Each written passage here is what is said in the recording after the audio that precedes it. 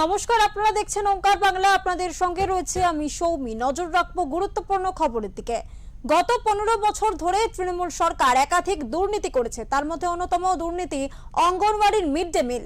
এমনটাই অভিযোগ তুললেন আসানসোল দক্ষিণের বিধায়ক অগ্নিমিত্রা পাল।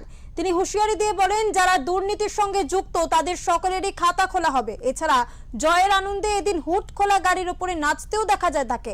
এই প্রসঙ্গে তিনি বলেন, নাচও করা হবে, কাজও করা হবে।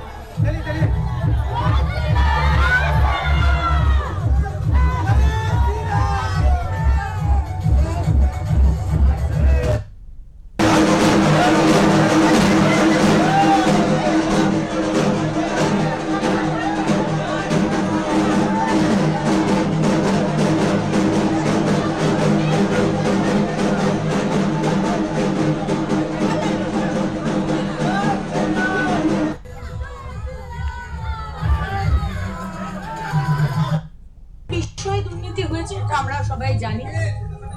মিড ডে মিলের খাবার থেকে আঙ্গনওয়াড়ির বাচ্চাদের 6 মাস থেকে 6 বছরের শিশুদের যে খাবার, আবাস যোজনার বাড়ি, শৌচালয়, রাস্তা, প্রত্যেকটা জিনিসে এই তৃণমূল চুরি করেছে, দুর্নীতি করেছে এবং বাংলার মানুষের সাথে প্রতারণা করেছে। তাই শুধু কলকাতার নয়, আসানসোলেও যারা যারা ভেবেছিলেন যে পার পেয়ে যাবেন চুরি করে 15 বছর, আপনাদের মাথার উপর মমতা ব্যানার্জি রয়েছে, আপনাদেরও খাতা খোলা হবে।